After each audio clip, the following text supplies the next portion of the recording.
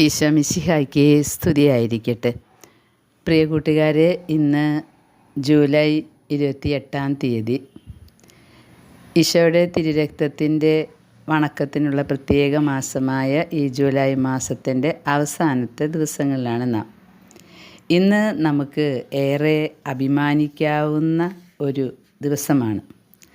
നമ്മുടെ സഹോദരി വിശുദ്ധ അൽഫോൻസമ്മ, നമ്മുടെ ചേച്ചി, കേരളത്തിലെ കോട്ടയത്തിനടുത്തുള്ള കുടമാളൂർ ഇടവകയിൽ ജനിച്ച് പിന്നീട് ക്ലാരിസ്റ്റ് സഭയിൽ ചേർന്ന് സന്യാസിനിയായി അവസാനം വിശുദ്ധയായ അൽഫോൻസമ്മ. പ്രിയ സഹോദരങ്ങളെ, അൽഫോൻസമ്മയെക്കുറിച്ച് ഞാൻ ഒന്നും പറയേണ്ട ആവശ്യമില്ല. കാരണം എല്ലാവർക്കും അറിയാം, വിശുദ്ധ അൽഫോൻസമ്മ സഹനത്തിൻ്റെ പുത്രിയാണ്. വിശുദ്ധ അൽഫോൻസമ്മയുടെ സഹനം രണ്ട് വിധത്തിലുള്ളതായിരുന്നു. ഒന്ന്, എപ്പോഴും രോഗിയായിരുന്നു. എപ്പോഴും മഠത്തിൽ ചേർന്നേക്കാൾ മുൻപ് കാല് പൊള്ളിച്ചു അന്ന് തൊട്ട് തുടങ്ങിയതാണ് രോഗത്തിൻ്റെ ഈ പീഡനങ്ങൾ. പക്ഷേ ഈ രോഗപീഡനങ്ങളൊന്നും ഇത് സാത്താൻ്റെയാണെന്നോ പ്രാർത്ഥിച്ചത് കൊണ്ടാണെന്നോ അല്ലെങ്കിൽ ഈശോ ഇഷ്ടപ്പെടാത്തത് കൊണ്ടാണെന്നോ ശിക്ഷയാണെന്നോ ഒന്നും അൽഫോൻസമ്മ വിചാരിച്ചിട്ടില്ല. ഓരോ രോഗപീഡകളും എൻ്റെ മണവാളൻ എനിക്ക് തരുന്ന സ്നേഹസമ്മാനമാണ് എന്നാണ് കരുതിയത്. ഈ രോഗം മാറാൻ പ്രാർത്ഥിച്ചിട്ടില്ല, ഓടി നടന്നിട്ടില്ല. രോഗത്തെ പൂർണ്ണമായും സഹിക്കാനുള്ള ശക്തി തരണമേ എന്നാണ് പ്രാർത്ഥിച്ചിട്ടുള്ളത്. അതുപോലെ തന്നെ രണ്ടാമത്തെ ഒരു സഹനമായിരുന്നു ചുറ്റും നിൽക്കുന്നവരിൽ നിന്ന് കിട്ടുന്ന കുത്തുപാടുകൾ. അതാണ് ഈ ലോക ജീവിതത്തിൽ ഏറ്റവും വിഷമിപ്പിക്കുന്ന ഒരു വേദന. അത് ക്യാൻസറിനേക്കാൾ വലുതാണ് കേട്ടോ.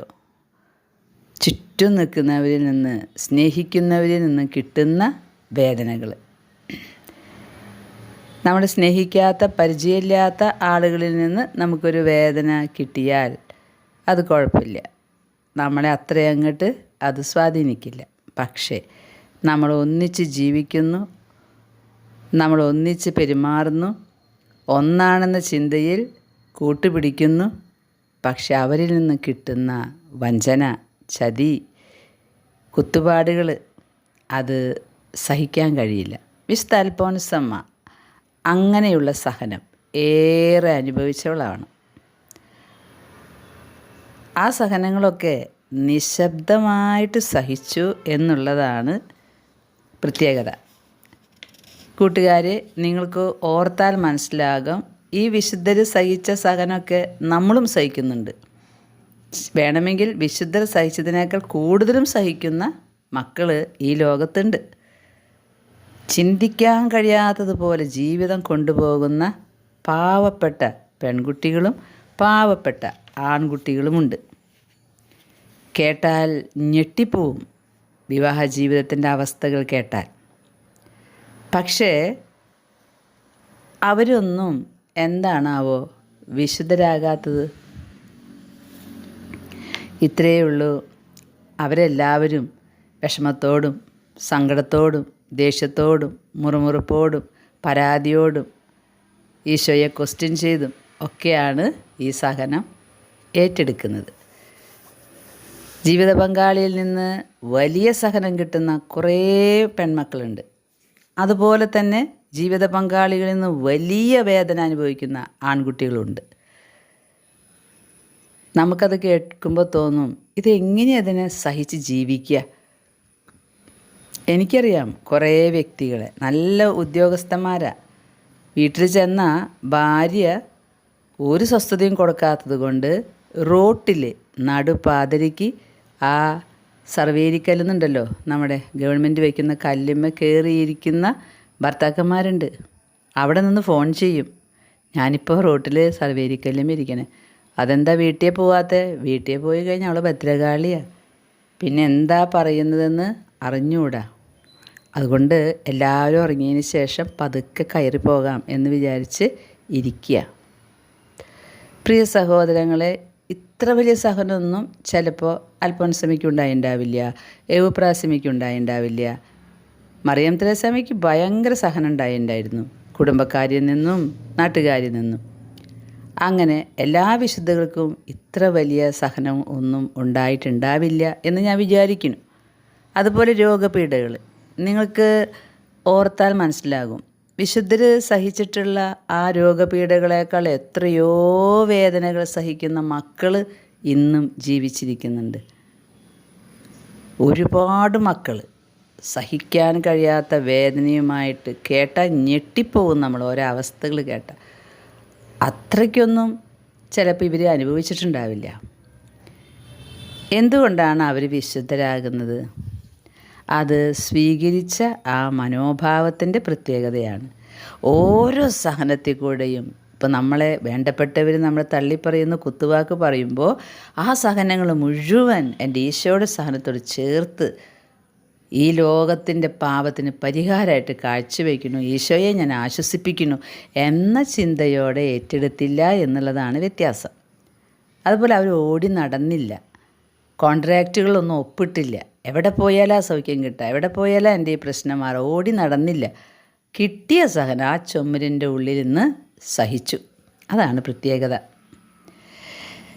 മരണം വരെ രോഗിയായിരുന്നു. ഈശോയ്ക്ക് അസാധ്യമായിരുന്നോ ആ രോഗത്തിൽ നിന്ന് മോചിപ്പിക്കാൻ? മോചിപ്പിച്ചാൽ പിന്നെ വിശുദ്ധയാവില്ല. അതുകൊണ്ടാണ് പറയുന്നത് ജെറമിയ 29:11 നിന്നെക്കുറിച്ച് എനിക്കൊരു പദ്ധതിയുണ്ട്, അത് നാശത്തിനല്ല ക്ഷേമത്തിനാണ്. അത് വിചാരിച്ച് ട്രീറ്റ്മെൻറ്റുകളൊന്നും നടത്താതെ ലോകം വന്നോട്ടെ മരിച്ചോട്ടെ എന്ന് പറയാനല്ല. അൽഫോൻസാമ്മ ട്രീറ്റ്മെൻറ്റുകൾ നടത്തിയിരുന്നു, എല്ലാ വിശുദ്ധരും ട്രീറ്റ്മെൻറ്റുകൾ നടത്തിയിരുന്നു. പക്ഷേ തമ്പുരാൻ സഹനം കൊടുത്തു. സഹനത്തിൻ്റെ പുത്രിയായിട്ടുള്ള വിശുദ്ധ അൽഫോൻസാമ്മയെ നമുക്ക് ഓർക്കാം. ആ കബറിടത്തിൽ വന്ന് മുട്ടുകുത്തുമ്പോൾ ഞാൻ ചിന്തിക്കാറുണ്ട്, മുട്ടുകുത്തുന്നവരൊക്കെ എന്തിനാ അവർ മുട്ടുകുത്തി പ്രാർത്ഥിക്കുന്നത്? എല്ലാവരും പ്രാർത്ഥിക്കുന്നത് ഞങ്ങളുടെ ഇന്ന കാര്യം നടക്കണം, ഈ സഹനം മാറിക്കിട്ടണം, രോഗം മാറിക്കിട്ടണം, ജോലി കിട്ടണം, എല്ലാം കിട്ടണം. ആരോടാ പ്രാർത്ഥിക്കുന്നത്? ഒരു സഹനങ്ങളും മാറിക്കിട്ടണം എന്ന് ആഗ്രഹിക്കാതെ വിശുദ്ധയായ ഒരു ജീവിതത്തിൻ്റെ കബറിടത്തിൽ വന്ന് പ്രാർത്ഥിക്കുകയാണ്. അത് വേണം, ഇത് വേണം, എന്നിട്ട് ഓ എൻ്റെ അൽഫോൻസാമ്മേ ഈശോയേ എന്ന് പറയുകയും ചെയ്യും. ഇതാണ് വിശ്വാസത്തിൻ്റെ ഒരു വേറിട്ട ഭാവം. ഈശോയെ ഞാൻ വിശ്വസിക്കേണ്ട, ഈശോയെ ഞാൻ സ്നേഹിക്കുന്നു, ഐ ലവ് യു എന്നൊക്കെ പറയും. പക്ഷേ എൻ്റെ ജീവിതത്തിൽ പ്രശ്നങ്ങൾ വരുമ്പോൾ അത് മാറ്റിത്തരണം. അപ്പോൾ ഐ ലവ് യു ജീസസ് എന്ന് പറയുന്ന ആ ജീസസിനെ ആശ്വസിപ്പിക്കാനാണ് നമ്മുടെ ജീവിതത്തിൽ സാധനം കിട്ടിയിരിക്കുന്നത്. അത് മാറ്റിക്കിട്ടണം എന്ന് പറയാനല്ലേ നമ്മൾ അൽഫോൻസാമ്മയുടെ അടുത്തേക്ക് പോണത്. എന്തോ ആവട്ടെ, സഹനത്തിൻ്റെ മഹത്വ കിരീടം പ്രാപിക്കാനായിട്ട് മാലാഖമാരുടെ നാട്ടിലേക്ക് ജൂലൈ 28 തൻ്റെ സഹനബലി പൂർത്തിയാക്കി പറന്നുപോയ നമ്മുടെ ചേച്ചി, നമ്മുടെ അൽഫോൻസാമ്മ. നമുക്ക് അൽഫോൻസാമ്മയുടെ മാധ്യസ്ഥം യാചിക്കാം. അൽഫോൻസാമ്മ ഏറ്റെടുത്തതുപോലെ സഹനങ്ങൾ ഏറ്റെടുത്തിട്ട് ഈശോയെ ആശ്വസിപ്പിക്കാനുള്ള വലിയ കൃപ ഞങ്ങൾക്ക് നൽകണമേ എന്നാണ് ഞാൻ ഈ ദിവസം പ്രാർത്ഥിച്ചത്. അൽഫോൻസാമ്മ ഏറ്റെടുത്തതുപോലെ സഹനങ്ങളെ ഏറ്റെടുത്ത് ഈശോ അനുഭവിക്കുന്ന വേദനയിൽ ഈശോയെ ആശ്വസിപ്പിക്കാനുള്ള കൃപ നൽകണമേ എന്ന്. നമ്മുടെ ഈ പ്രാർത്ഥന സ്വർഗത്തിലിരുന്ന് അൽഫോൻസാമ്മ കേൾക്കുന്നുണ്ടാകാം.